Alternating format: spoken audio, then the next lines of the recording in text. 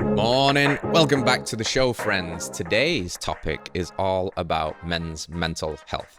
We dive into some of the challenges of being a man in this modern world, but focus largely on solutions, because that's what we're here to do. Not just lament on problems and difficulties, but be solution focused and oriented.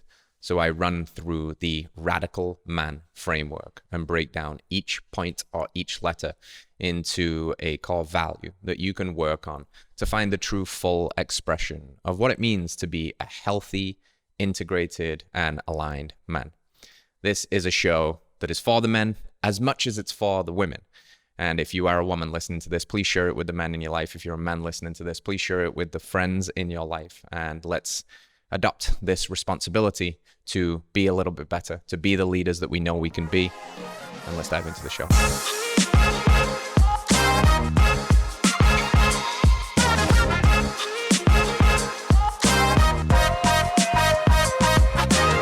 Hello, friends. Welcome back to the show. We have a big one for you today. This is a topic that is near and dear to my heart. As a man that does men's coaching and leads men's groups, we're talking all about men's mental health. Now, this has been on my mind. It's kind of always on my mind because I'm a man and I have my struggles as a man and I'm trying to find my place in this world. But because I work so closely with men and do this kind of work, that it's always there. It's always something I'm thinking about. And we had June, which was Men's Mental Health Month. And I know we need more than a month these days and everything has a month, but it's a good start to start raising awareness and to start opening up the possibility that men could maybe be a little bit more vulnerable and a little bit more open to these conversations. So the goal of today's topic is to map out a radical framework for being a radical man, a man that can stand up to the challenges of what it means to find what a man of integrity looks like and lives like and feels like in today's world. And to maybe push back against some of the cultural narratives and norms that are emerging around, well, being a man is bad, right? Because toxic masculinity. And some of the common themes and some of the things that I've been able to implement for myself and for the clients that I work with and for the groups that I lead that have really been able to leave men better than I found them and allow them to go out into the world and leave the world better than they found it and feel good about doing that and feel strong and helpful again and empowered. So a caveat here before we dive in is this is not to say that all of the problems of the world are problems of men and that only men struggle. It's hard to be a woman too. I'm very well aware of that, but I kind of have to stay in my lane and only speak from my point of view of being a man and being a little bit more adept at having these conversations in this world. And I think if you're a woman watching this podcast, there will still be a lot of value in it to understand maybe a little bit more of what it's like to be a man as we seek to understand a little bit more of the challenges of being a woman too. And I think a very important thing before we get into this conversation is you can hold these two beliefs at the same time.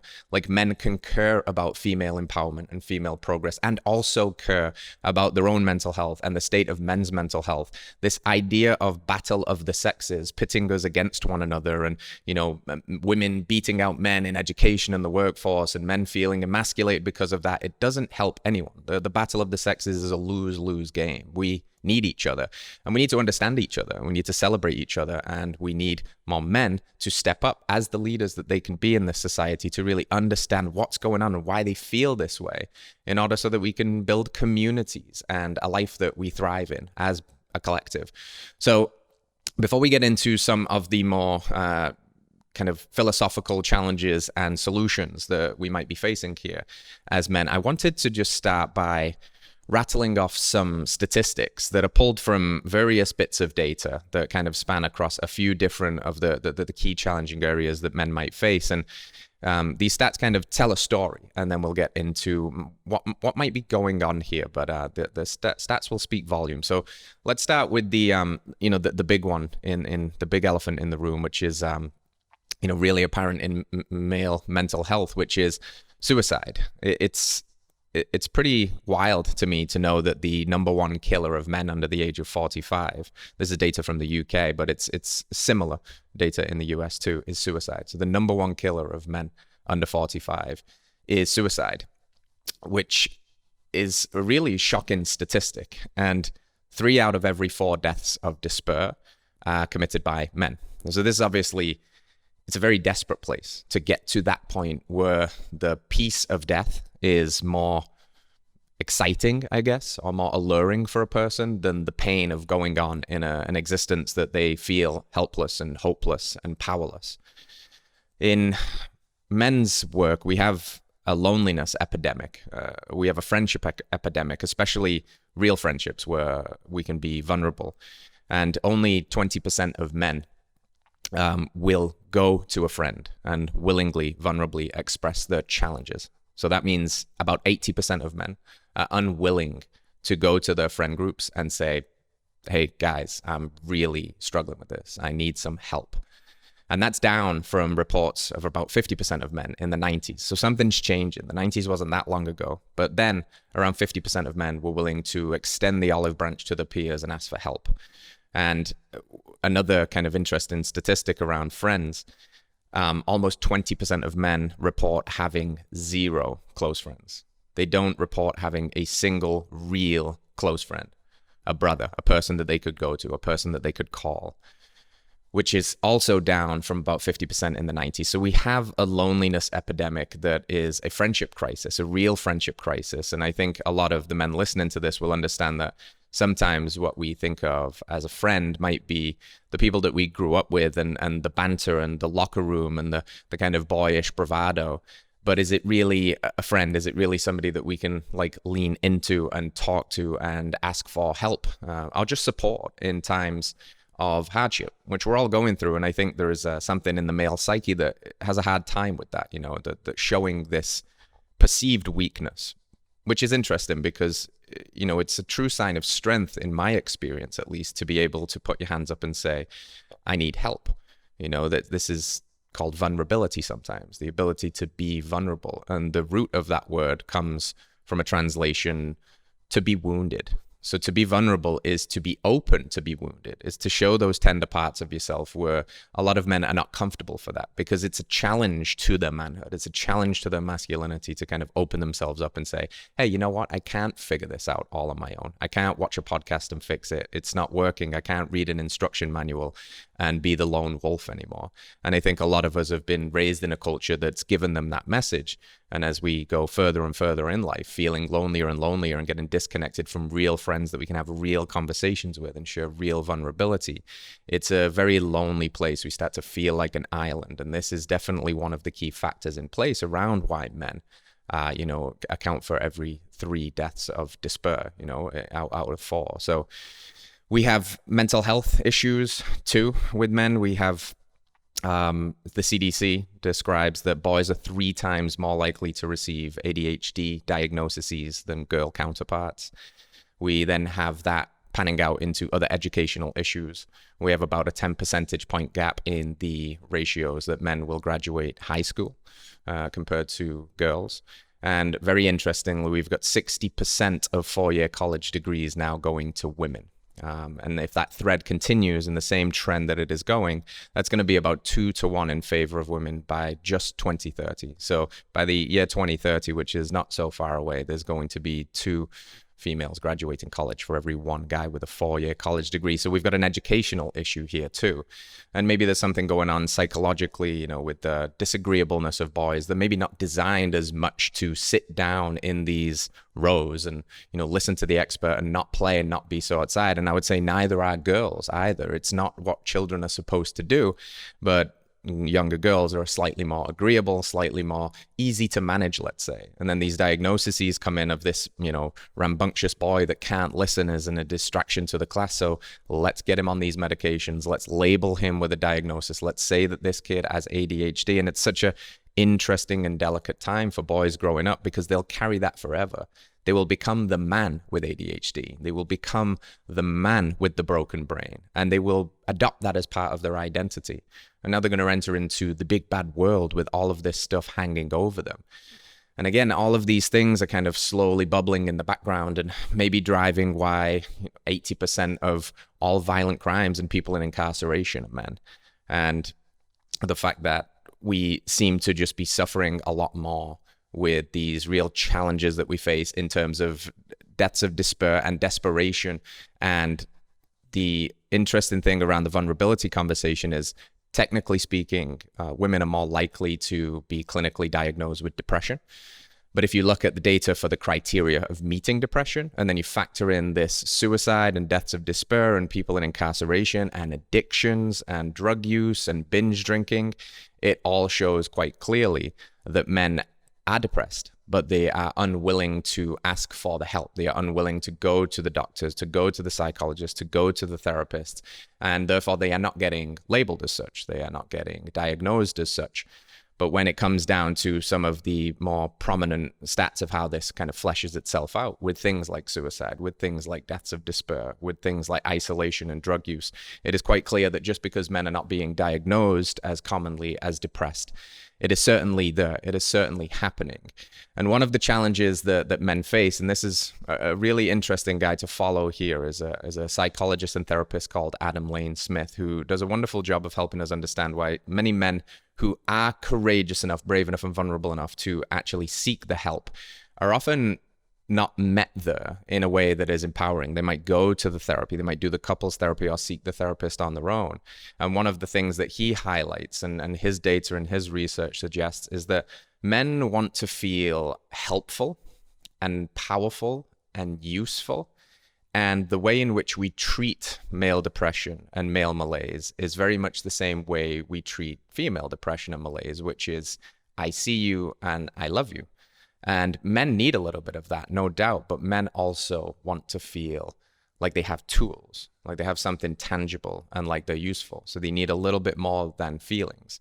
And it's interesting if you look at the amount of men that are willing to see a therapist, there's an enormous dropout rate similarly to the themes that we see, the dropout in school. It's not working for them. It feels useless. It feels like, okay, it's nice to have somebody that can hold that space for me and say, I see you and I understand, and that's difficult, but it's not getting to the core of the issue, which is I need to feel helpful. I need to feel useful, because this is kind of the male myth. It's the male archetype within us. We want to be of use. We want to be a leader. We want to provide the safety and the structure in our own lives, and then hopefully in our family lives to, build a life that we feel good about, that's meaningful, that's purposeful. And it was a story from Adam Lane Smith, again, that I'll share now, because he said, men are purpose-built creatures. And let's not conflate the word purpose with just what you do for a career here. There are many ways to live a purposeful life and to have a purpose outside of, find your purpose and make it your entrepreneurial venture, although that can be one avenue. But he told a story about the bombings in London in World War II, where there was a bunch of men that had been removed from war and put in the ward to heal their injuries and just rest and recover because they were wounded on the battlefronts.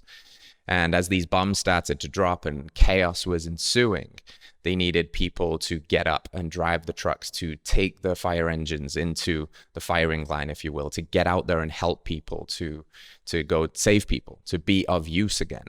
And those men that had been laying there in their beds, docile and feeling helpless and feeling probably a little bit like a failure of not out there, I'm not helping my people, I'm not helping my country.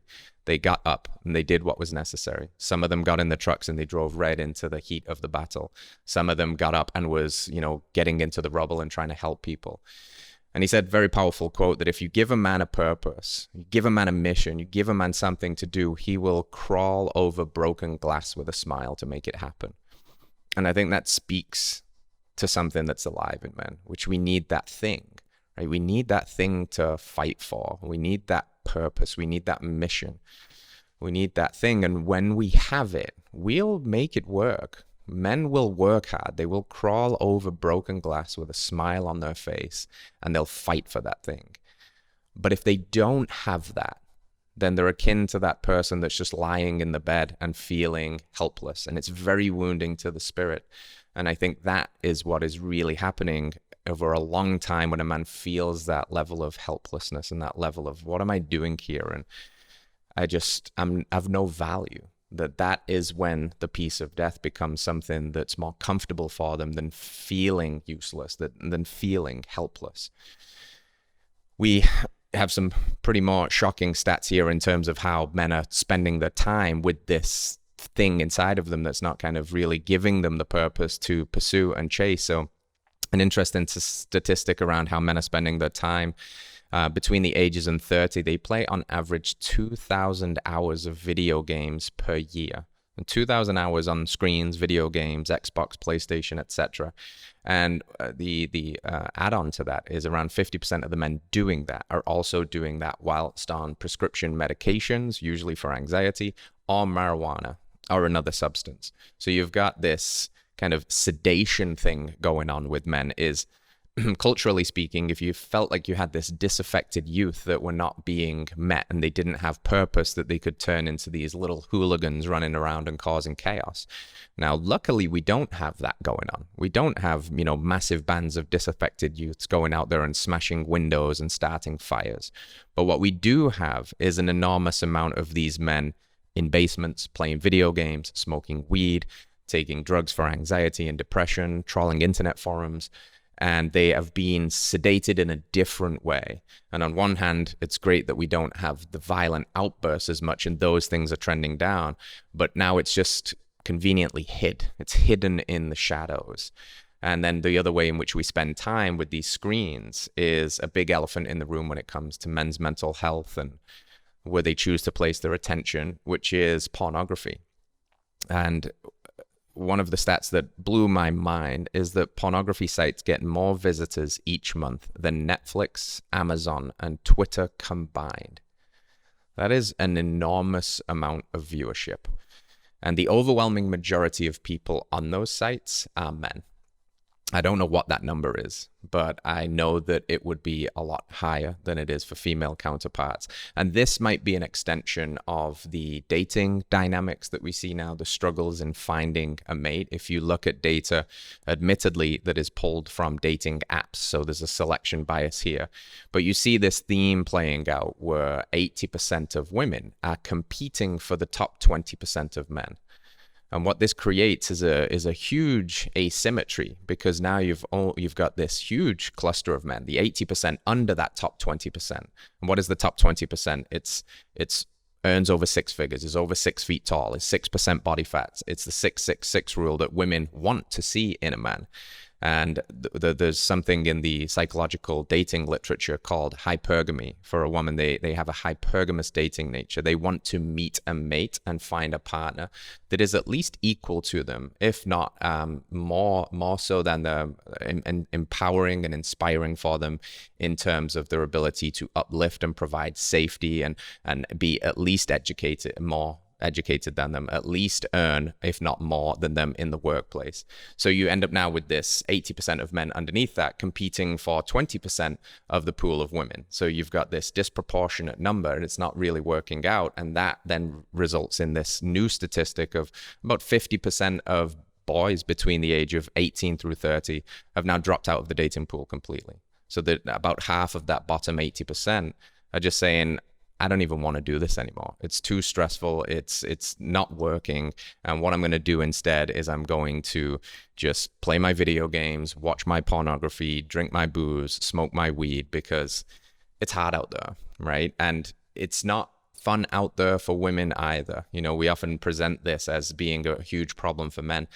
I speak to women, I see women, they're not having the most fun either, but something is happening. Something is shifting that's changing a lot of this. And I think a big part of it is the empowerment story around female access to education and to workplace employment. And women are finishing, like I said, they're graduating, they're choosing college more, they're out earning men in the first 10 years of employment, and they are going up, up, up, and up. And it's a wonderful thing to see.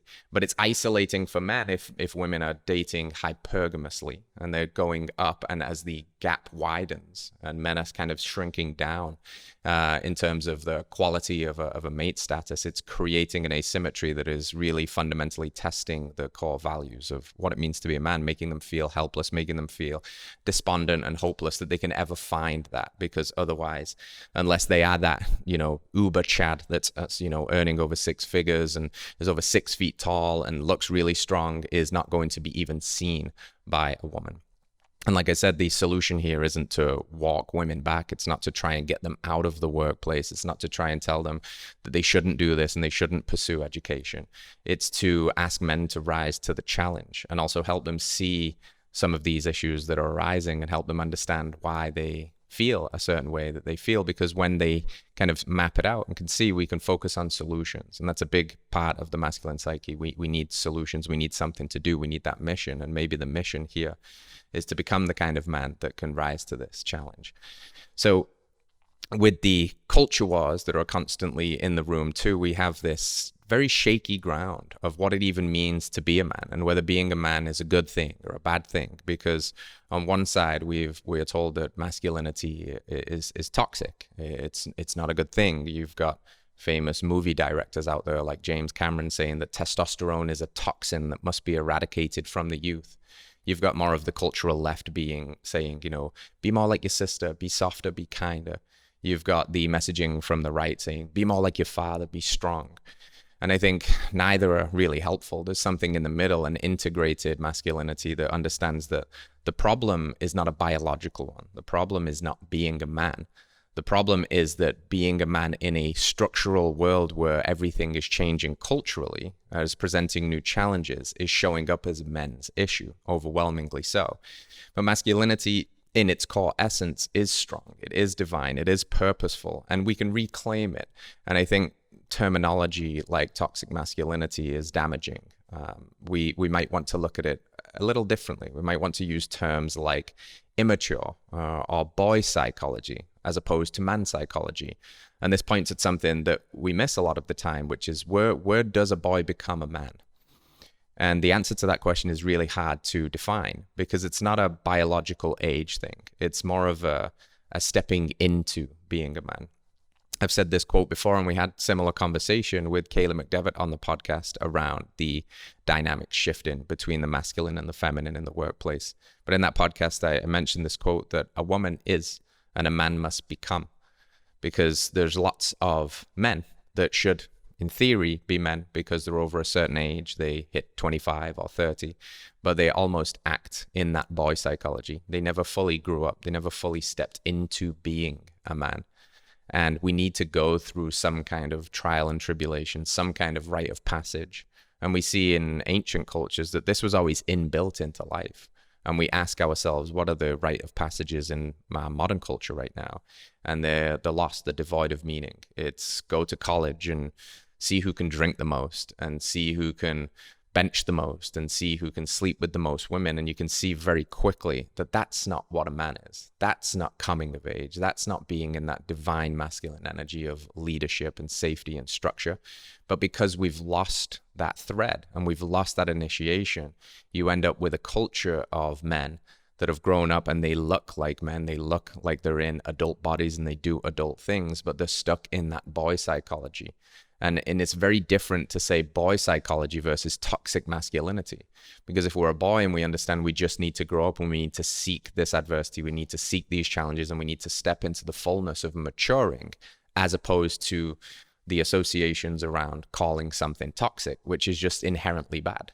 If something is toxic, then yes, you don't want to be it. And it puts people in a very strange position. Because on one hand, if you embrace your masculinity, if you step into that, one side of the aisle is going to call you an oppressive patriarchal monster.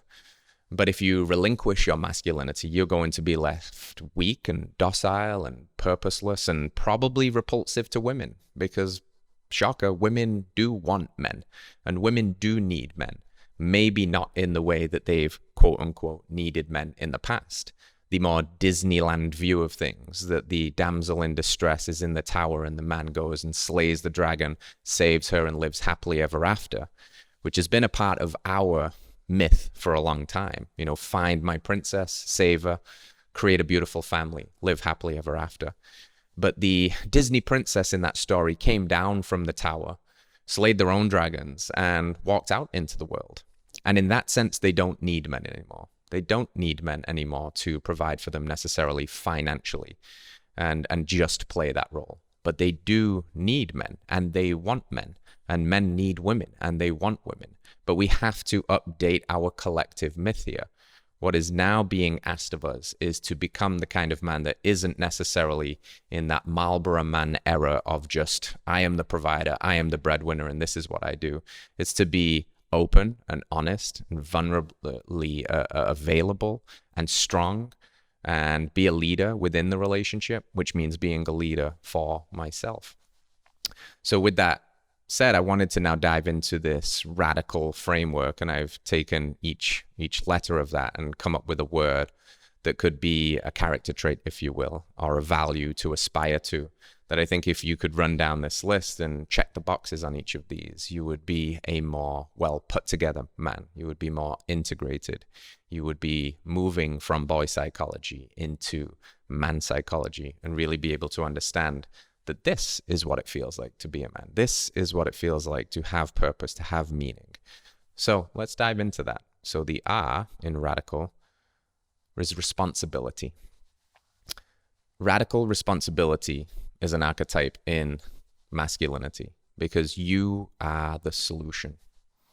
You are always the solution. It is the burden of responsibility of being a man to figure that out and to lead and to ask what's important now.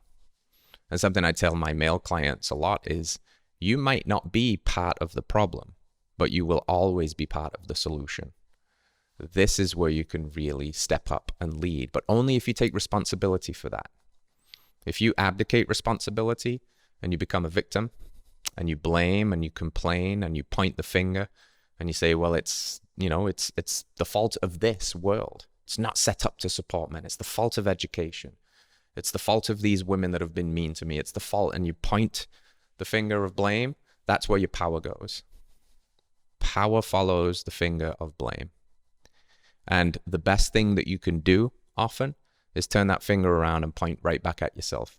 Not to say this is my fault, but to say it is me, and only now that can change this and take responsibility for that. So the radical man above all else must take responsibility. The radical man, A, must be aligned. Alignment, when it comes to men's work, I say is head, heart, and balls. The head is where we get stuck. We're very good at this head piece. We think clearly. We can be stoic. We can strategize. We can be logistical. We can be solutions oriented. We're good at the head piece, but it disconnects us a lot of the times from the heart. The heart is that place of trust within yourself, knowing a different kind of resonance. And a big journey for a man, potentially the longest journey he'll take over his lifetime, is navigating the territory of 12 inches between the head and the heart and trying to get those things in alignment, those things synced up. Because if those things synced up, then the last piece here is the balls, which is the courage to do what is necessary, the courage to step up, the courage to ask yourself these difficult questions of who you get to be and what is required. So you need alignment in head, heart, and balls. And if you're disconnected at any one of those chains, you won't be able to move forward in a powerful way. You won't be able to find that meaning. If you're all head, no heart, no balls, you'll just live in your head. You'll be anxious at all of these dreams that never actualize themselves. You'll become resentful about the world.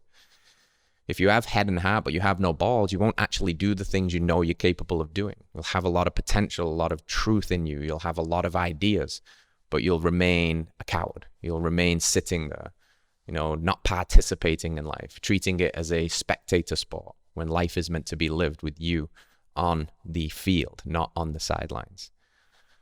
The D in the radical man framework is discipline. I've talked about this before, but I truly believe that discipline is your superpower that you can develop and learn. It's a character trait. And as a man, it's not always about asking, how do I feel? It's about asking, what is required of me? If I need to be responsible, if I need to be this leader, if I need to step in and feel that, then what is required of me now? Because a lot of the time, you're not going to feel like doing what is required. But if you know what is required and you ask that question, you're willing to step up and meet it there, that is to be disciplined. Right? I've highlighted in the past the difference between motivation and discipline. Motivation is a feeling that is fleeting. And if you have it, it's wonderful and you can use that. But if motivation ghosts you, which it often will, what needs to take its place is discipline, which is doing what you know is required of you, even when you don't necessarily want to do it. And discipline becomes your destiny, whether this is in your physical health pursuits, because you practice discipline around how you eat and how much you eat and what you say yes to and what you say no to.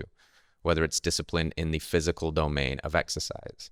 A lot of the time, you're not going to feel like going out and taking the run or going to the gym. But you also know that you want to be strong, you want to be healthy, and you want to provide that.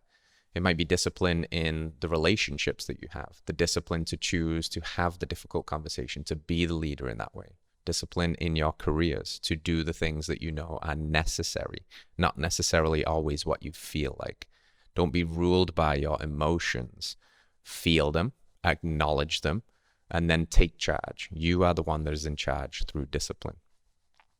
The I in radical health framework for the man is integrity.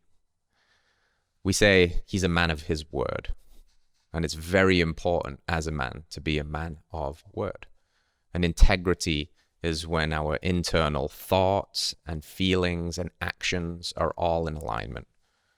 Are we a person that says what they mean and means what they say? Do we practice what we preach? Are we a man of our word? Are we impeccable with our word? True integrity means that you never consciously betray yourself. Consciously betray yourself. That's integrity. You don't do that anymore. You're in charge. You know, you're aware, and you know what is required. And to be in integrity means that my internal and my external worlds match. I meet the world in that way. I treat myself with respect by being impeccable with my world, not just to other people and how I communicate with the world, but how I allow myself to communicate with me. When I become either the whiny little bitch or when I become the person that is judging or shaming myself, that is not being impeccable with your word. That is not being in integrity. So we need to work on our inner landscapes, the textures of our mind, the way we talk to ourselves, and we need to work on the external world too. And much, in a sense, when we work on our internal world, the external world changes. Because so often the world out there is just a manifestation of what's going on inside of my mind. The world is a mirror, and this is your opportunity to polish the mirror by practicing integrity. The C in the radical framework to being a radical man is connected or connection. Men need to be connected. They need to be connected to themselves, their body. They need to be connected to other people, their loved ones, their communities. They need to be connected to the mystery, something bigger than themselves, God or nature. They need to be connected to purpose or mission or drive. So what are you connected to? If the only thing you're connected to right now is hedonic dopamine chasing, pornography, and food and booze and living for the weekends, chasing girls or chasing paychecks, if that's the only thing you're connected to, materialism, chasing a new car, is that really what you want to be connected to? Like, what do you want? Or what do you want to want? The most evolved version of you, the most divinely manly version of you. What is he connected to? Is he clear on his mission, right? Is he clear? Is he connected to his woman or his partner or his family or his purpose, his work, his body? You must be connected. The A in the radical man framework is for attack. You have to attack. This is the warrior ethos that's alive in a man. We're not supposed to be passive.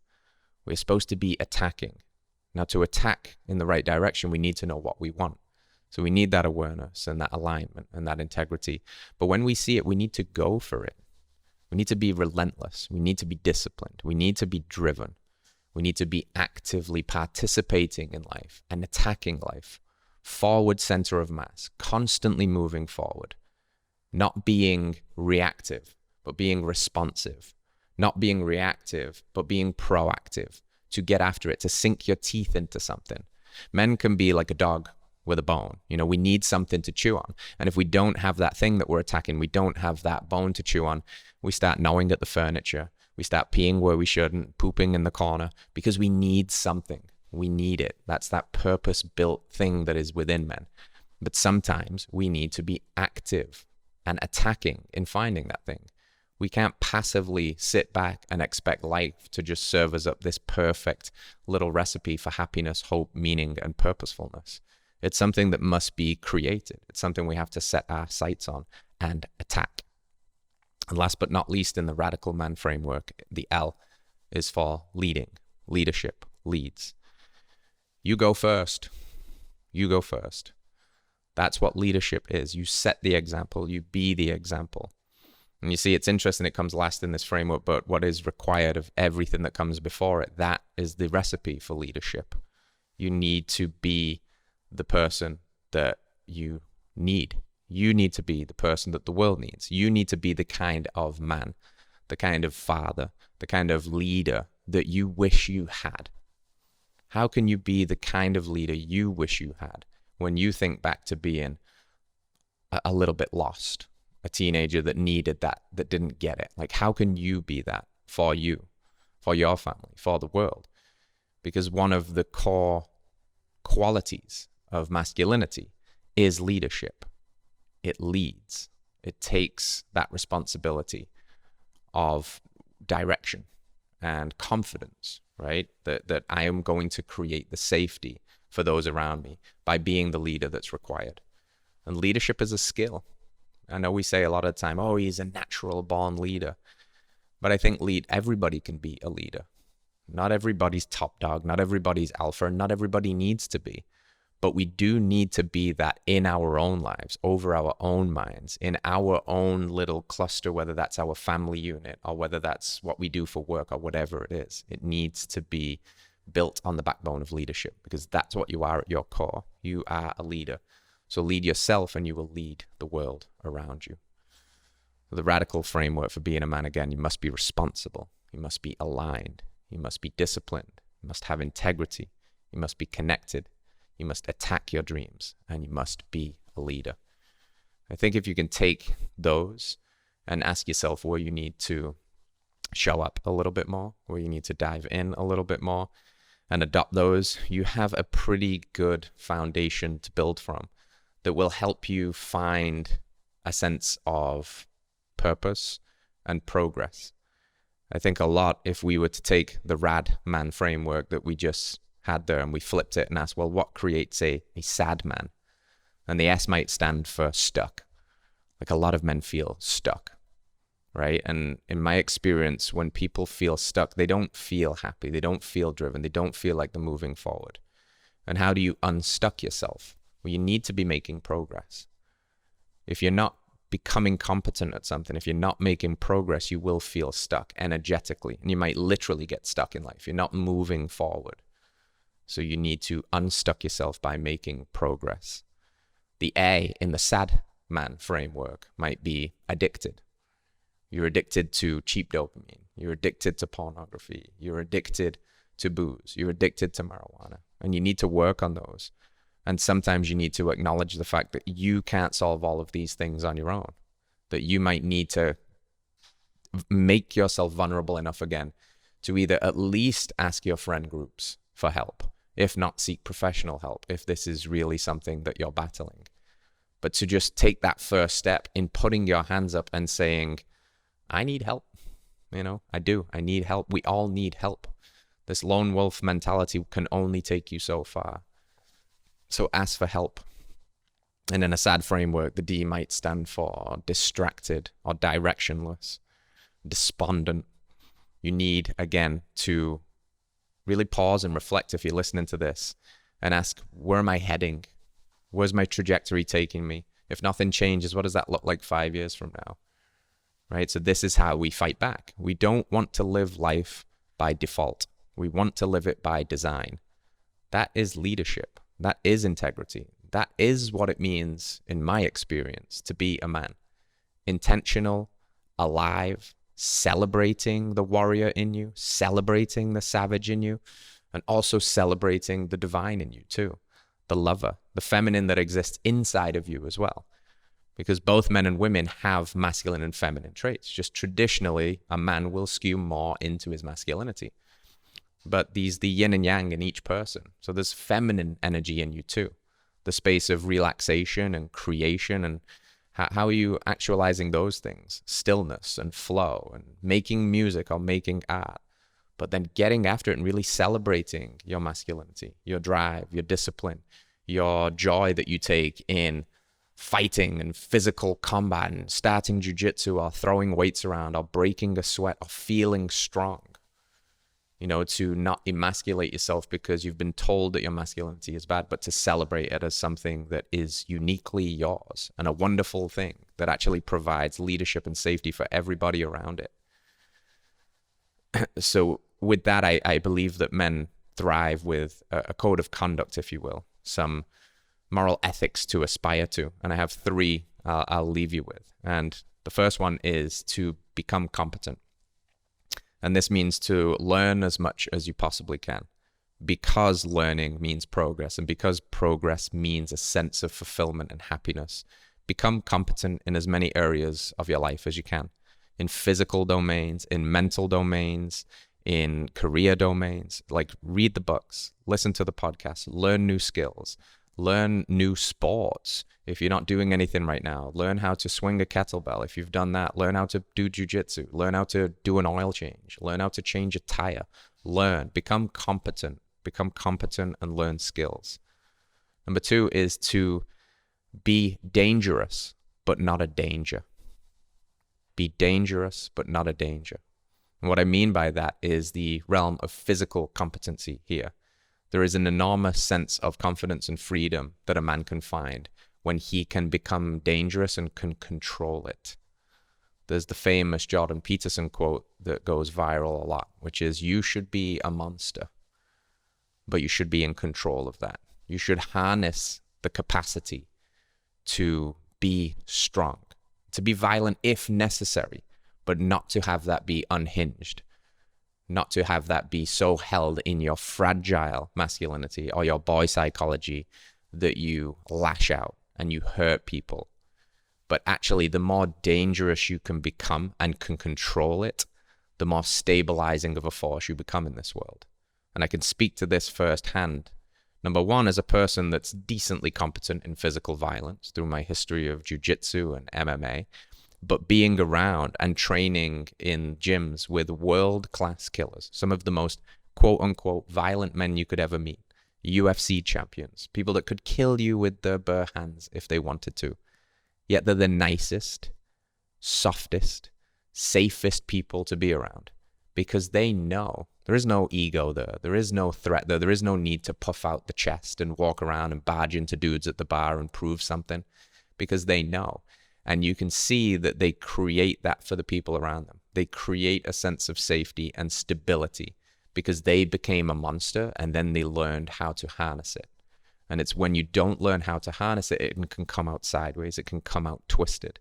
So become dangerous, but not a danger. That will give you a sense of confidence to know that whatever arises here, whatever situation I find myself in, number one, I know that I've done enough to prepare myself for this. And number two, I know that I'm competent enough to respond to the situation, not react to it, and to be able to lead myself and other people around me to safety. And the last code of conduct, I've mentioned this a little bit, but we'll just close on it and finish again, is to be the leader you wish you had. Always keep that in mind. How can I be the leader that I wish that I had? Because a lot of us didn't have this. A lot of us didn't have these talks. Our fathers usually didn't have these talks. And they did the best that they could. And now we're in a unique position where we're having these conversations. We can do these things where we can go and take a men's retreat. We can do these things now where we can listen to a podcast that's about men's mental health. And we start to see this conversation emerges more. And again, the burden of responsibility now is to pick up that and to carry it forward and to pay it forward and to be the leader that we wish we had for ourselves and for the world. And I think if you anchor to that and you ask yourself that question, how can I be that? What is required of me? Then you can really find a lot more richness in your life and meaning in your life that gives you something to anchor to.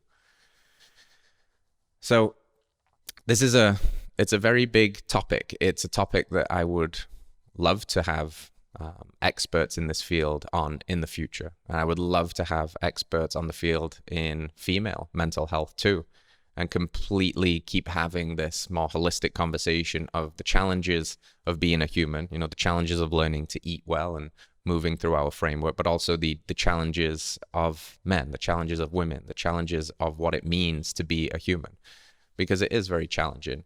But there is always hope threaded in these conversations. I'm an optimist at heart, and I think that we need to have these conversations, and we need to put these cards on the table, and particularly as men, we need to be vulnerable enough, again, to ask for help, to accept that, and to face the very real challenges that we do face, the very real problems that we face with our culture, with our addictions, even with our health, with our declining sperm counts that are trending downwards decade upon decade.